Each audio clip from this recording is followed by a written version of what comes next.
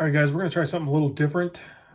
For 2019 closeout, I'm going to share with you 9 categories with 3 things that I picked in each category. None of these are in any particular order.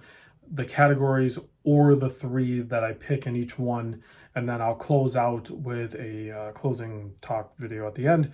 So enjoy my picks, and I'll see you at the end of the video. So first up is my modding and build watches. This is the one that I built, the SRPC 2.3 swap. This one turned out really good. I'm very happy with that one.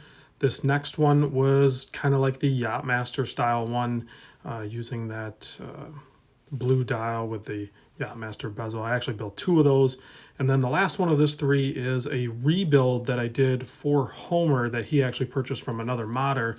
And then between Homer and I, we reconfigured it and I rebuilt it. That one actually got me kind of started in the higher end builds.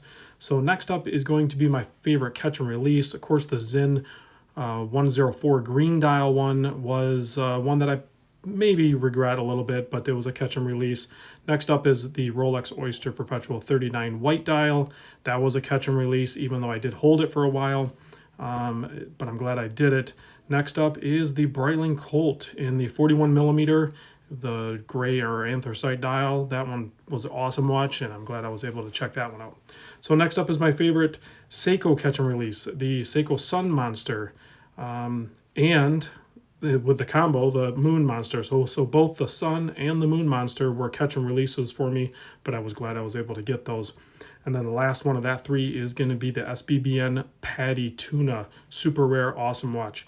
So next up, affordable micro brand picks less than 500 is the Borealis Adraga, whether you had the bronze or the stainless steel, both awesome watches. This one is not the current Mako of the Zelos line, but the Zelos version 3 is out right now. Below $500, awesome watch pick. And then the last one of this section of 3 is going to be the Scurfa Diver 1. It is quartz. It is a very well-built watch.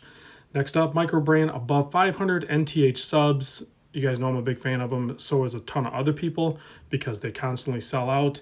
And then next up is going to be the Helson Shark Diver in the 40 mil stainless version. That is my pick of that line. They're just above 500. Same thing with the other one.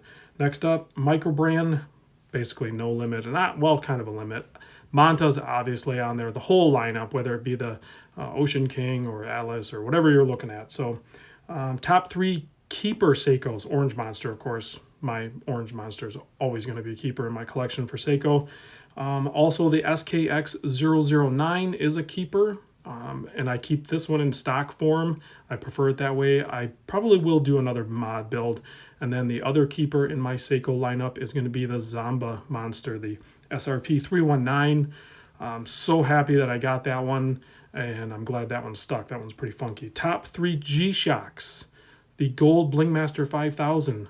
That watch actually probably gets the most wrist time of all my watches. Still, it's just that good. Next up for the G-Shock keepers is going to be the Titanium Square. As soon as I laid my eyes on it at the Microlex show in Chicago, I knew I was going to own it. I own it. It's a keeper. And then the last one is the 5610 with the combi bracelet, whether you have the positive display or the negative display. They're both awesome. Next up at the category is going to be top 3 affordable Swiss. The Khaki Pilot Day Date Hamilton, awesome. Squale 1545s are awesome. There's a ton of different colorways for those. All of them great, very well-built watches. And then the last one for this is going to be the Mito Ocean Star. I prefer the titanium, but they're all great. This last category is going to be the top 3 watches that I was able to see because of this channel that I was excited to see. The Bell & Ross BR05. Big thanks to my buddy Homer for sharing that.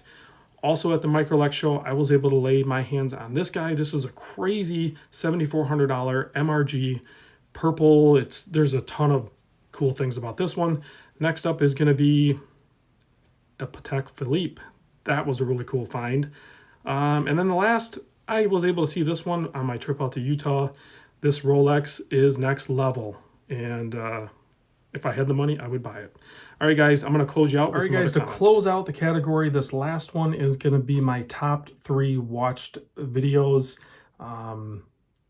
So the first one, the most viewed, and this is viewed via minutes viewed, not actual like clicks on the video, but is the G-Shock Square video, price tag of $40 to $1,000. I don't know how long that video has been out, but that one has, as of today, 784,000 viewed minutes. The second one is the Seiko SBDC 063 MM200 video. That one has 215,000 viewed minutes.